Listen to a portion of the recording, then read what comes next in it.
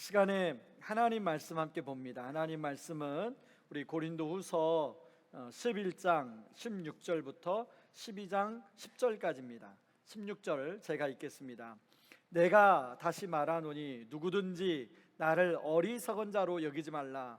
만일 그러하더라도 내가 조금 자랑할 수 있도록 어리석은 자로 받으라. 내가 말하는 것은 주를 따라 하는 말이 아니요 오직 어리석은 자와 같이 기탄 없이 자랑하노라. 여러 사람이 육신을 따라 자랑하니 나도 자랑하겠노라. 너희는 지혜로운 자로서 어리석은 자들을 기쁘게 용납하는구나. 누가 너희를 종으로 삼거나 잡아먹거나 빼앗거나 스스로 높이거나 뺨을 칠지라도 너희가 용납하는도다. 나는 우리가 약한 것 같이 욕되게 말하노라. 그러나 누가 무슨 일에 담대하면 어리석은 말이 남아 나도 담대하리라. 그들이 히브리인이냐 나도 그러하며 그들이 이스라엘이냐 나도 그러하며 그들이 아브라함의 후손이냐 나도 그러하며 그들이 그리스도인의 일꾼이냐 정신없는 말을 하거니와 나는 더욱 그러하도다. 내가 수고를 넘치도록 하고 옥에 갇히기도 더 많이 하고 매도 수없이 받고 여러 번 죽을 뻔하였으니 유대인들에게 40에서 하나 감한매를 5번 맞았으며 3번 태장으로 맞고 1번 돌로 맞고 3번 파손하고 일주야를 깊은 바다에서 지냈으며 여러 번 여행하면서 강의 위험과 강도 위험과 동족의 위험과 이방인의 위험과 신의 위험과 광야 위험과 바다 위험과 거짓 형제 중의 위험을 당하고 또 수고하며 애쓰고 여러 번 자지 못하고 줄이며 목마르고 여러 번 굶고 춥고 헐벗었노라. 이외의 일은 고사하고 아직도 날마다 내 속에 눌리는 일이 있으니 곧 모든 교회를 위하여 염려하는 것이라. 누가 약하면 내가 약하지 아니하며 누가 실족하게 되면 내가 애타지 아니하더냐. 내가 부득불 자랑할진대 내가 약한 것을 자랑하리라. 주 예수의 아버지 영원히 찬송할 하나님이 내가 거짓말 아니하는 것을 아시느니라. 다메섹에서 아레다 왕의 고관이 나를 잡으려고 다메섹 성을 지켰으나 나는 광주리를 타고 들창문으로 성벽을 내려가 그 손에서 벗어났노라. 무익하나마 내가 부득불 자랑하노니 주의 환상과 계시를 말하리라. 내가 그리스도 안에 있는 한 사람을 아노니 그는 14년 전에 셋째 하늘에 이끌려간지라. 그가 몸 안에 있었는지 몸 밖에 있었는지 나는 모르거니와 하나님은 아시느니라. 내가 이런 사람을 아노니 그가 몸 안에 있었는지 몸 밖에 있었는지 나는 모르거니와 하나님은 아시느니라. 그가 낙원으로 이끌려가서 말로 표현할 수 없는 말을 들었으니 사람이 가히 이르지 못할 말이로다. 내가 이런 사람을 위하여 자랑하겠으나 나를 위하여는 약한 것들 위해 자랑하지 아니하리라. 내가 만일 자랑하고자 하여도 어리석은 자가 되지 아니할 것은 내가 참말을 함이라. 그러나 누가 나를 보는 바와 내게 듣는 바에 지나치게 생각할까 두려워하여 그만두노라. 여러 계시를 받은 것이 지극히 크므로 너무 자만하지 않게 하시려고 내 육체의 가시 곧 사단의 사자를 주셨으니 이는 나를 쳐서 너무 자만하지 않게 하려 하심이라. 이것이 내게서 떠나가게 하기 위하여 내가 3번 주께 간구하였더니 나에게 이르기를 내 은혜가 내게 족하도다. 이는 내 능력이 약한 데서 온전하여짐이라 하신지라. 그러므로 도리어 크게 기뻐함으로 나의 여러 약한 것들에 대하여 자랑하리니 이는 그리스도의 능력이 내게 머물게 하려 함이라. 그러므로 내가 그리스도를 위하여 약한 것들과 능력과 궁핍과 박해와 곤고를 기뻐하노니 이는 내가 약한 그때에 강함이라. 아멘. 애니메이션 영화 중에 인사이드 아웃이라는 영화가 있습니다. 바로 이 영화입니다. 이 영화는 라일리라는 여자아이가 주인공인데요. 이 라일리 여자아이 안에 5가지의 감정이 있습니다. 기쁨이와 슬픔이, 그리고 까칠이, 버럭이, 소심이 그 그림에 표현이 되어 있습니다. 이 5가지의 감정들은 어떻게 하면 라일리를 행복하게 할까 고군분투하며 사투를 벌이는 이야기가 이 영화의 줄거리입니다. 기쁨이는 라일리가 항상 기쁘고 즐거워야 되는 강박이 있어서 하루는 라일리를 찾아갑니다. 이 라일리야, 슬픔이를 원석에 가두고 마음 센터에서 멀리하게 하면 네가 항상 기쁘고 즐거울 거야. 라일리는 기쁨이의 말을 듣고 슬픔이를 원을 그려놓고 그 원 안에 가둬버립니다. 너는 여기서 나오지 마. 그런데 기쁨이 말 듣고 그렇게 했는데 이 라일리가 정말로 항상 행복한 삶을 생각했는데 오히려 삶은 점점 메말라지고 점점 우울감이 찾아오고 박탈감이 찾아오고 오히려 삶이 힘들더라는 거예요. 여러분, 혹시 하이라이트리라는 현상을 아십니까? 우리 현대인들이 마치 사람들에게 자기의 즐거운 모습, 자기의 어떤 행복한 모습만 보여주려고 SNS나 인스타그램 같은 데서 어디 여행 가서 멋있는 사진, 그리고 맛있는 걸 먹는 사진, 행복하게 웃는 사진만 올려놓는다는 거예요. 근데 실질적으로 그 이면에는 많은 사람들이 그 어떤 문제 때문에 힘들어하고 어려워하고 하는 것들은 다 숨긴다는 것입니다. 그래서 그것을 심리학자들은 하이라이트 릴 현상이라고 이야기를 해요. 점점 이 세상은 겉으로는 화려함, 강함을 자랑합니다. 그런데 점점 내면은 초라하고 진정한 관계는 메말라 가고 있더라는 거예요. 그래서 많은 사람들이 옛날보다 지금 훨씬 더 우울감을 호소하는 사람들이 많습니다. 옛날보다 이런저런 어떤 강력 범죄가 훨씬 많이 일어나요. 바로 그런 현상이 바로 이것 때문이라는 거예요. 자, 그런 측면에서 여러분들은 어떠신가요? 그리고 저는 이걸 준비하면서 우리 교회는 어떤가를 생각해 보게 되었습니다. 이제 시작한 다락방은 어떤가요? 여러분의 다락방들은 어떤가요? 여러분, 우리가 읽은 고린도 교회 안에 이런 세상의 강함을 자랑하는 그런 모습들이 많이 있었습니다. 여러분, 우리가 아시다시피 고린도는 그 당시에 로마가 다스리던 아주 유명한 항구였습니다. 무역이 활발하게 일어났습니다. 그랬다 보니까 그 무역으로 돈을 번 많은 사람들이 아주 좋은 집을 짓고 바닷가에 좋은 집을 짓고 저택을 짓고 그렇게 살고, 그리고 파티를 열고 만찬을 열고, 그것이 마치 정말 인생이 성공한 것처럼 그것을 자랑하는 문화가 가득한 곳이 고린도였습니다. 향락이 있고요.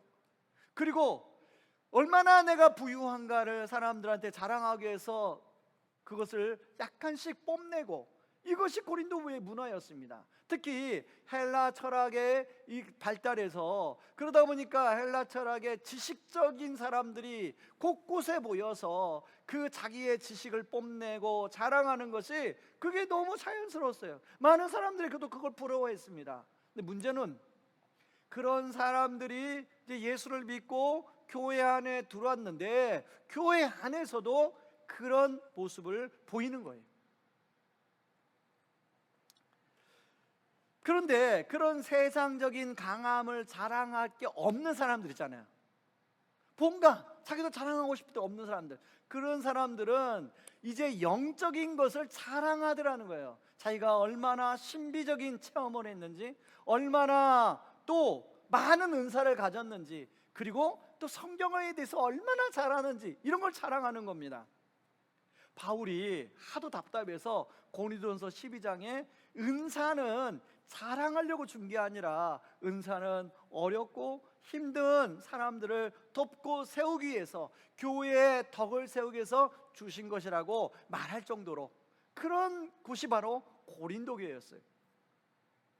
여러분, 강함을 뽐내고 자랑하는 사람이 많아지면 어떻게 될까요? 여러분, 정말로 어렵고 힘든 사람들이 잘 자기의 아픔에 대해서, 어려움에 대해서 이야기하지 않게 되겠죠. 그리고 이런 모습을 본 주님의 마음은 어땠을까요? 여러분, 마치 이런 거하고 똑같습니다. 자녀들이 부모가 볼 때 서로 돕고 서로 우애하며 그렇게 잘 지내면 참 좋겠는데, 서로 시기하고 비교하고 질투하고 그런 모습을 지내는 걸 볼 때 그 부모의 마음이 얼마나 힘들까요? 동일한 마음 아니겠습니까? 그런데 이것이 비단 고린도 교회의 문제만은 아니라는 거예요. 여러분, 교회는요 대그룹과 소그룹으로 나누어집니다. 소그룹은 봉사 소그룹이 있고 은혜를 나누는 다락방 소그룹이 있습니다. 이제 대그룹에 있을 때는 뭐 누가 세상적으로 잘 나가는 사람인지 잘 몰라요. 근데 소그룹에 들어가면 좀 세상적으로 그래도 좀 괜찮게 살아가고 또 나름대로 뭐 이렇게 좀 이렇게 자랑할 만한 게 있고 그런 분들이 있습니다. 그런데 소그룹 안에서 그런 것들만 자칫하면 나눠질 수 있다는 거예요. 사실 우리 교회는 제가 주기적으로 이런 말씀을 하기 때문에 그런 다락방이 많지 않은데요, 여러분, 우리가 경계심을 조금만 늦추면 우리가 그럴 수 있다는 거예요.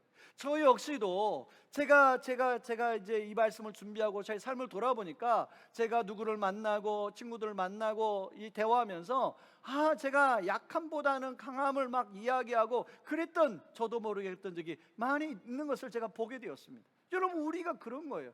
우리가 조금이라도 경계심을 누리면 바로 우리는 이미 세상의 문화 속에 살다가 일주일간 살다가 이제 교회에 왔기 때문에 또 흩어져서 또 새로 갔기 때문에 그런 세상의 방식으로 다락방 안에서도 그렇게 나눌 수 있게 될 수 있다는 것입니다. 그러면 그런 소그룹 모임이 되면 정말로 함께 울고 웃는 다락방이 될 수 없겠죠. 함께 울고 웃는 교회가 될 수 없겠죠. 주님은 그런 모습을 보고 얼마나 마음이 아프겠습니까? 그리고 다락방에서 나누어진 것들이 그냥 겉으로 그냥 보여주는 것만 보여주는 그런 공동체가 되겠죠. 그러면 다락방 모임이 건조해집니다. 사람들은 다락방 별로 가고 싶지 않아요. 별로 이렇게 막 이끌리지 않아요. 저는 우리의 다락방이 그런 다락방이 아니라 정말로 은혜가 나눠지는, 그래서 한 번 가고 다음 주에 또 가고 싶은 그런 다락방이 되기를 바랍니다. 바울은요, 이런 고린도 교회를 바라보면서 뭘 하냐면 자신의 약함을 자랑하고 있어요. 여러분, 바울이라고 세상적으로 자랑할 게 없겠습니까? 아니, 바울은 세상적으로 자랑할 게 훨씬 더 많았던 사람이에요. 여러분, 22절을 보면 뭐라고 바울이 얘기하냐면, 나는 히브리인 중에 히브리인이요, 나는 바리새인 중에 바리새인이고 나는 가말리엘 문화에서 최고의 엘리트였다라고 얘기합니다. 여러분, 실제로 바울은 그런 아주 세상적으로 사랑할 게 정 많은 사람이었어요. 가문적으로 그렇고 지식적으로 그렇고 정말로 배운 것도 많아서 그런 자랑할 게 많은 사람이었는데, 바울은 그런 걸 자랑하지 않는다고 그래요. 30절에 대신 이렇게 말합니다. 내가 부득불 자랑할진대 내가 약한 것을 자랑하리라 라고 얘기합니다. 당시 고린도 도시에서 이런 표현은 도저히 이해할 수 없는 바보 같은 행동이었어요. 그래서 실제로 많은 학자들은 바울의 이 부분에 대하여 바울의 바보 설교 편지다라고 이렇게 이야기하는 학자도 있습니다. 바울은 얼마나 자신의 사역에서 성공을 했는지 이야기하잖아요. 여러분, 그럴 수 있잖아요. 내가 복음을 전했더니 하루에 몇천 명이 회개하고 돌아왔어. 많은 사람들이 주께로 돌아왔어. 그리고 교회를 개척했더니 교회가 막 몇 년 만에 엄청 부흥했어. 이런 이야기 하지 않고 바울은 실패담을 이야기해. 바울은 고생한 것을 이야기합니다. 복음을 전하면서 얼마나 자기가 많이 맞았고 그리고 갇히고 도망다니고 죽을 고비를 넘겼는지에 대해서 이야기해요. 그리고 지금도 내 마음을 짓누르는 고통이 있는데 바로 그 교회 안에 있는 성도들이 혹시나 주님으로부터 여러 가지 시험 때문에 멀리 떨어질까 하는 얘기 들으면 마음이 너무 짓눌린다고 바울은 이야기하고 있습니다. 여러분, 바울은 바로 이런 약함을 오히려 이야기하고 있더라는 거예요. 자신의 만신창이가 된 마음을 보여주고 그런 상태를 이야기하고 있습니다. 특히 바울은 12장 1절에 보니까요, 바울이 신비적인 체험을 했어요. 삼척천을 다녀오는 경험을 했어요.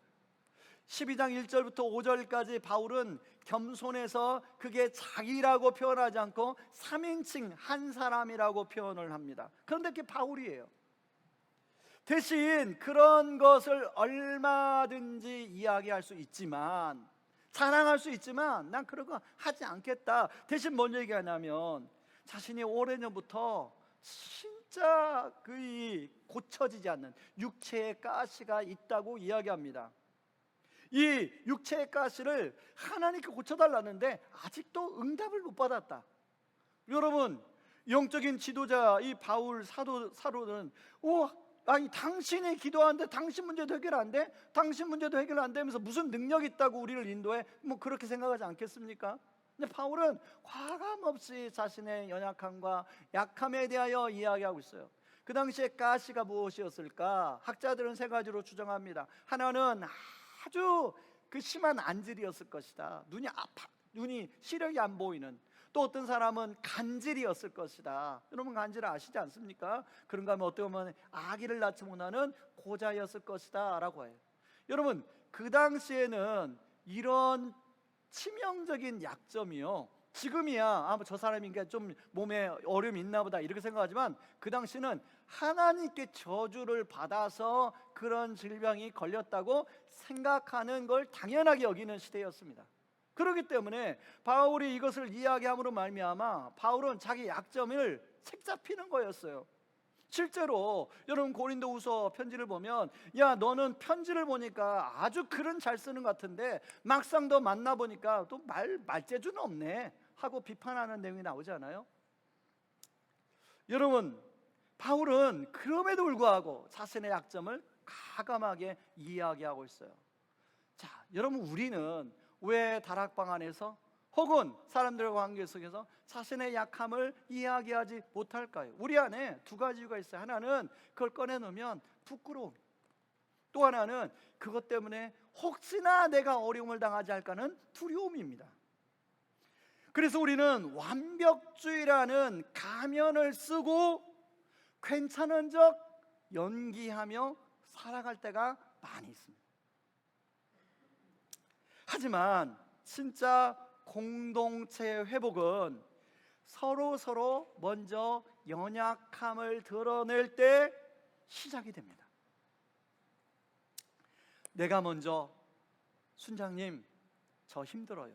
아니 순장님이 먼저 사실은 제가 순장이지만 저 지난주에 이것 때문에 넘어졌어요. 이것 때문에 어려웠어요 라고 자신의 약함을 고백할 때 상대방도 약함을 서로 고백하며 그걸 놓고 같이 기도할 때 서로의 방어벽이 허물고 그 안에서 서로 공감대가 일어나고 서로를 위해서 기도할 수 있게 된다는 거예요. 실제로 이미 우리 교회 다락방 안에 이런 모습이 많이 있습니다. 많이 이곳저곳에서 일어나요. 그런데 저는 바라기는 올해 26년 1학기에 다락방에 그리고 봉사 섬김 공동체 안에 이런 일이 더 풍성하게 일어나기를 주님의 이름으로 축원합니다. 그렇다면 이런 약함을 고백할 때 오는 구체적인 유익이 무엇일까? 한 번 더 살펴보기를 원하는데요. 바울은요 9절에 이렇게 이야기하고 있어요. 9절을 같이 한번 읽어볼까요? 같이 읽습니다. 나에게 이르시기를 내 은혜가 내게 족하도다. 이는 내 능력이 약한 데서 온전하여짐이라.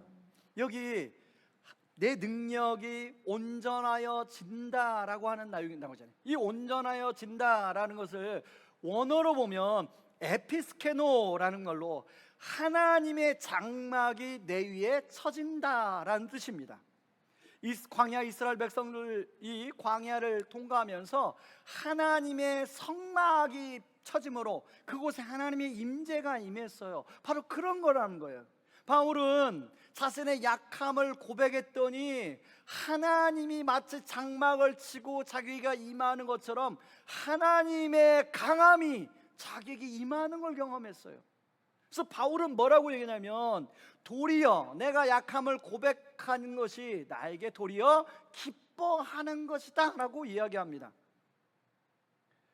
왜요? 이렇게 약함을 자랑할 때마다 오히려 하나님의 장막의 강함이 자기의 위에 임재하고 거기에서 성령께서 여러 가지 다양한 역사가 일어나는 거예요. 저도 이런 걸 경험한 적이 있습니다. 아니 여러 번 경험했어요. 특별히 제가 교회를 개척하기 전에 분당 우리 교회에서 전도파 훈련을 한 6년을 지도를 했습니다. 이제 전도파 훈련을 하기 본격적으로 들어가기 전에 15분간 메시지를 전해요. 이제 큐티한 것 가지고 이제 말씀을 나누는데, 그때가 한참 성령님께서 저를 만지실 때였습니다.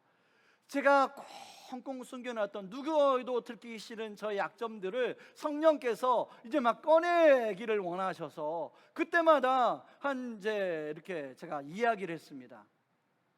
그런데요, 한 번은 이제 경건의 시간을 인도하고 있는데 한 여자 성도님이 갑자기 엎어져서 울기 시작하는 거예요. 엉엉 소리내서 울기 시작하는 거예요. 거기 한 60명 정도가 있는데 당연히 엎어져서 막 엉엉 소리내고 우니까 그분을 바라보지 않겠어요? 그러고 이제 학기가 끝날 무렵 그분에게서 엽서가 저한테 전달이 됐어요. 전달 엽서를 보니까, 목사님, 제가 이번 학기에 특별한 경험을 했습니다. 그동안에 제 마음에 있던 응어리, 누구에게도 들키고 싶지 않고 누구에게도 많아졌던 그 응어리들을 성령께서 하나하나 터치하시고 그것들을 치유하고, 그래서 그것들로부터 빠져나와서 제가 자유함을 누리는 시간이었습니다 라고 쓰여 있는 거예요. 여러분, 하나님의 은혜의 장막에 내려온다는 바로 이런 거죠. 여러분, 저는 우리 교회 다락방 안에 여러분들이 약함을 서로 고백하고 서로 내려놓을 때 그런 하나님의 은혜의 장막이 다락방 할 때마다 부어지는 시간이 되기를 바랍니다. 여러분, 부서 섬긴 공동체에 가서 봉사할 때마다 서로 기도점을 나눌 때마다 이것들마다 하나님의 은혜의 장막이 여러분이 덮이는 역사가 있기를 바랍니다. 여러분, 이런 약함을 자랑하는 오는 유익이요, 사회 심리학적으로도 증명이 됐다는 걸 아세요? 유명한 강의 사이트 테드, 아마 아실 것입니다. 그 테드의 강의에 보면 브레네 브라운의 취약함의 힘이라는 강의가 나오는데요, 이 책은 마음 가면 혹은 리더의 용기라는 책으로 출간이 되었습니다. 이 강의에 보면 사람마다 다 취약함을 가지고 있다는 거예요. 그런데 그 취약함을 숨기고 자신의 강함만을 드러내고 살려고 한다는 거예요. 그럴수록 오히려 어려워짐에 빠진다는 거예요.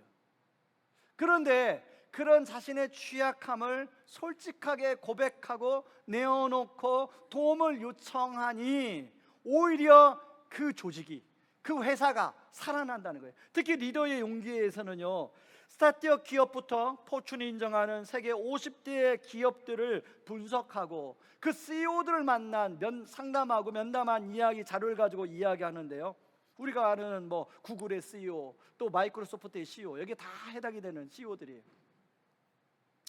이 책에서 그는 이렇게 말합니다. 강력한 통제와 보상을 통해 생산성을 높여했던 마키아벨리즘의 리더십은 더 이상 통하지 않는다. 대신 리더가 솔직하게 자신의 취약한 부분을 드러내고 공감을 이끌어내는 문화를 만들 때 오히려 그런 리더가 있는 기업들이 경쟁력 있게 성장하게 된다는 거예요. 여러분, 우리가 생각할 때는 리더하면 강력한 카리스마를 가지고 조직을 이끌고 교회를 이끌어야 할 것 같은데 그렇지 않다는 거예요. 실질적으로는 제가 이분이 그럼 이런 진리를 이분이 어떻게 깨달았을까? 그래서 이분에 대해서 좀 조사를 해봤더니요, 이분이 크리스찬이에요. 이분이 이렇게 고백합니다. 우리가 완벽이라는 가면을 쓸 때 하나님과도 이웃과도 멀어지게 된다. 약함이야말로 하나님의 은혜가 들어오는 유일한 문이다 라고 고백을 하고 있더라고요. 여러분, 심리학자 이 브레네 브라운의 말처럼 우리가 가면을 벗고 우리의 약함을 보여줄 때 놀라운 치유가 일어난다는 것입니다. 하지만 우리에게 여전히 두려움이 있어요. 정말 내가 다 보여줘도 괜찮을까? 나를 혹시 그걸 가지고 사람들이 책잡지 않을까라는 두려움이 우리 안에 있죠. 그 누구나 갖고 있는 근본적인 불안 아니겠습니까? 그러나 이런 두려움을 끊고 기꺼이 약해질 수 있는 진짜 근거가, 힘이 어디서 나올 수 있을까요? 그것은 단순히 심리학적 이론이 그렇다가 아니라 하나님이 우리를 위하여 먼저 취약해지기로 결정하셨기 때문이에요. 바로 그 결정체가 바로 십자가입니다. 우리가 믿는 하나님은 세상의 일처럼 구름 위에서 자신의 능력을 뽐내는 그런 신만이 아닌, 그 영광스러운 위엄을 가진 하나님이 가장 낮은 자로, 가장 취약한 자리로 내려오셨습니다. 바로 그게 십자가예요. 십자가를 보십시오. 그곳은 온 우주이신 하나님이 피조물에게 침뱉음을 당하고 채찍에 맞고 또 뺨을 맞고 발가벗긴 채 못 박히신 장소가 십자가예요. 인간의 눈으로 볼 때는 십자가는 가장 무기력한, 그렇게 보인 곳이었습니다. 그런데 가장 약해지신 그 실패 현장에서 어떤 일이 일어납니까? 바로 모든 죄의 속박이 풀어지고, 그리고 모든 사망의 권세가 꺾이고, 거기에서 새로운 생명의 부활의 역사가 일어나는 거예요. 주님은 자신의 그런 취약함을 통하여 완벽주의를 깨뜨리셨고, 자신의 상처를 통해서 우리의 질병을 고치셨습니다. 십자가는 네가 강해져만 내가 도와줄세요, 그런 메시지가 아니라, 네가 아무리 약해도 나는 너를 떠나지도 않고 너를 버리지도 않아. 대신 네가 그런 약함을 고백할 때 오히려 내가 하나님의 은혜의 장막으로, 보혈의 장막으로 너를 덮어준다 라는 메시지를 우리에게 주는 것입니다. 사랑하는 성도 여러분, 주님이 십자가에서 가장 약해지심으로 우리를 위해서 행해 주신 일이 무엇입니까? 그것은 우리가 더 이상 강한 척하며 홀로 떨지 않아도 우리에게 그리스도의 장막을 덮어주셔서 바로 살아가는 은혜를 우리에게 주셨다는 거예요. 이제 내일부터 시작되는 이 고난주간 특별 새벽 기도회는 바로 이런 의미에서 은혜의 장막 아래 거하는, 은혜의 장막 아래로 모이는 시간입니다. 우리가 새벽에 단잠을 깨워 이렇게 특별한 새벽 기도회 때 나와서 기도할 때 나오셔서 하나님, 내가 이런 문제로 어려움에 있습니다. 내가 이런 약함이 있습니다. 하나님, 우리 가정에 정말로 이런 어려움이 있습니다. 하나님, 내 인생에 이런 풀지 못하는, 오랫동안 용서하지 못하는 이런 것들이 있습니다는 이런 약함을 고백할 때 하나님의 은혜의 장막이 그 여러분의 약함을 고백하는 그 자리에 임하게 될 줄 믿습니다. 그래서 다음 주부터 시작되는 그 특세 가운데 매일매일이 그런 은혜를 경험하고, 그런 고백이 나오고, 치유를 경험하고 회복을 경험하는 그런 특세가 되기를 주님의 이름으로 축원합니다. 말씀의 결론을 맺겠습니다. 여러분, 서론에서 말씀드렸던 영화 인사이드 아웃 결말이 어떻게 되냐면, 이제 기쁨이가 자신의 잘못을 깨닫습니다. 그래서 라일리한테 가서 다시 요청합니다. 우리 마음의 제어 센터에서 들어오지 못하는 슬픔이를 다시 들어오게 하자. 슬픔이가 마음의 제어 센터에 들어오게 됩니다. 비로소 라일리가 이제 부모님께 찾아가서 자신의 솔직한 마음을 고백합니다. 아빠, 엄마, 나 이사 와서 새로운 학교에 적응하는데 너무 힘들었어. 친구들 사귀는 것도 힘들었어. 그것 때문에 나는 너무 우울증에 힘들었어 하고 아빠, 엄마에게 고백합니다. 근데 아빠, 엄마가 그랬구나 라일리야, 네가 힘든 걸 몰랐네. 라일리를 안아주고 나일리를 위해서 서로 같이 울어주고, 나일리가 그런 과정 속에서 나일리 안에 마음이 단단해집니다. 그래서 나일리가 다시금 새로운 친구들도 사귀고 학교에 잘 적응하는 것으로 이야기가 끝나요. 여러분, 우리 다락방도 마찬가지죠. 여러분, 우리 다락방 안에 서로 그런 약함을 고백할 때, 서로 약함을 고백할 때 하나님의 은혜의 장막이 임함으로 말미암아 성령의 역사, 치유와 회복의 역사가 나오고, 여러분들이 빠져나오지 못했던, 오랫동안 꽁꽁 속여놨던 그 응어리들로부터 빠져나오는 역사가 일어날 줄 믿습니다. 여러분, 이번 주 다락방하면서 여러분들에게 숙제를 하나씩 드릴게요. 여러분이 정말 오랫동안 숨겨왔던 그 약점들을 하나씩 꺼내보세요. 그리고 혹시나 아직까지 다락방에 들어가지 않았던 분들도 다시 한번 다락방에 다시 들어가서 그런 교제를 나누시기 바랍니다. 바로 그때 성령께서, 정말로 성령께서 생각지 못했던 신비를 저와 여러분들에게 부어줄 줄 믿습니다. 이 시간에 같이 일어나서 우리 찬양하고 기도하기를 원합니다. 약할 때 강함 되시네. 우리 같이 찬양하겠습니다.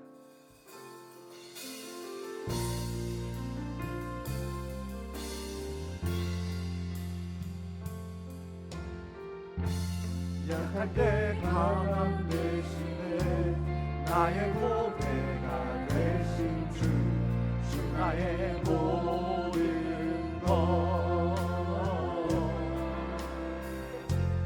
주 안에 있는 보물을 나는 포기할 수 없네 주 나의 모든 것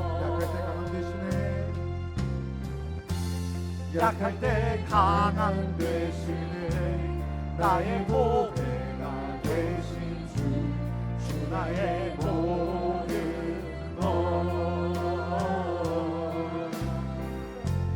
것주 안에 있는 보물을 나는 포기할 수 없네 주 나의 모든 것 예수 어린 양 존귀한 이름 예수 어린 양 존귀한 이름 십자가 죄사하셨네 십자가 죄사하셨네 주님의 이름 찬양해 주 나의 모든 것 쓰러진 나를 세우고 나의 빈자를 채우네 주 나의 모든 것 십자가 죄사하셨네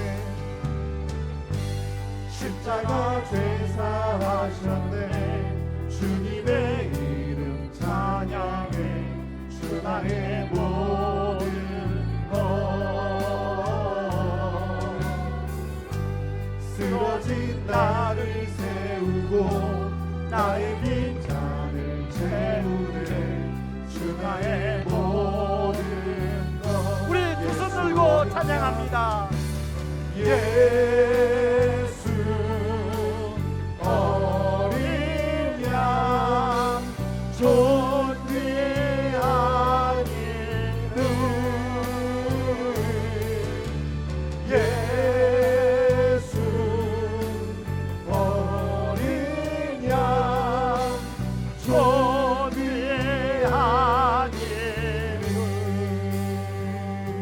이 시간에 기도할 때 여러분 방금 우리가 고백한 것처럼 주님은 우리가 강할 때가 아니라 가장 약할 때 우리의 강함이 되어 주십니다.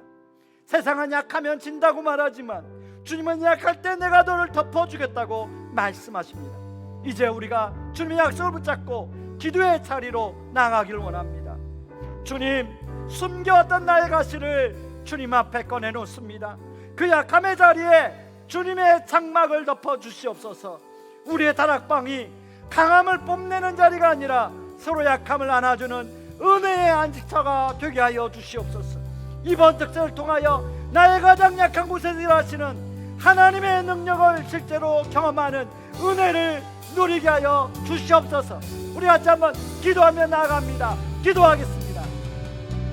고마우신 하나님 아버지 약할 때 강함 되시는 아버지 하나님 아버지 하나님 아버지 우리의 약함 아버지 우리의 가시 아버지 꺼내놓기를 원합니다. 하나님 아버지 아버지 하나님의 은혜의 장막 아버지 하나님 그곳에서 빛을 비춥니다.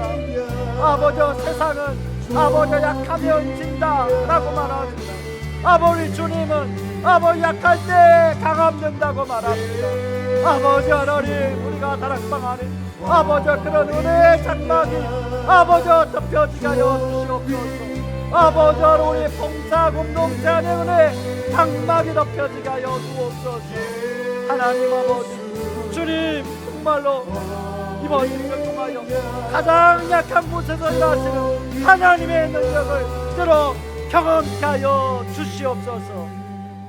사랑하는 주님, 오늘 우리는 강해야 산다는 세상의 거짓에 하나님 그동안 속아왔음을 고백합니다. 약해도 괜찮다는 주님의 품으로 다시 돌아갑니다. 우리 성도님들 가슴속에 박힌 그 아픈 가시들은 주님이 아십니다. 비록 그 가시가 당장 빠지지 않을지라도 그 가시 때문에 우리가 주님의 장막 안에 머물 수 있다면 그것이 가장 큰 복임을 믿습니다.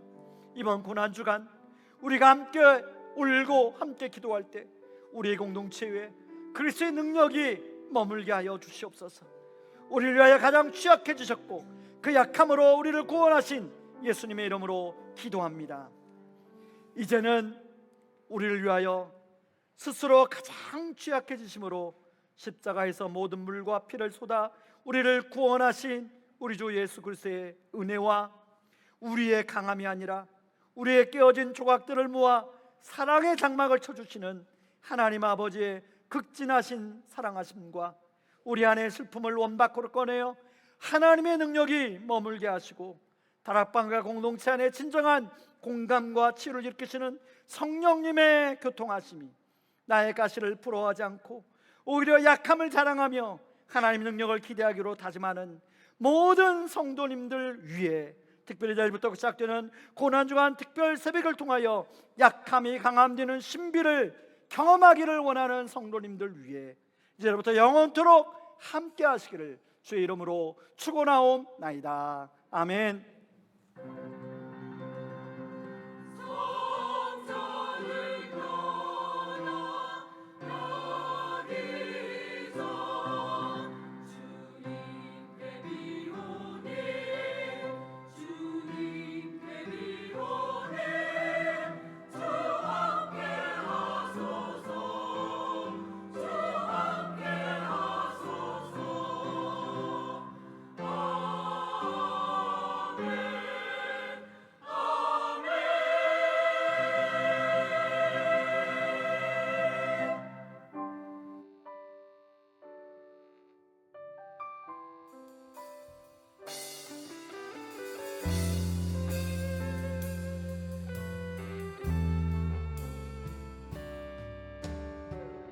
이 세상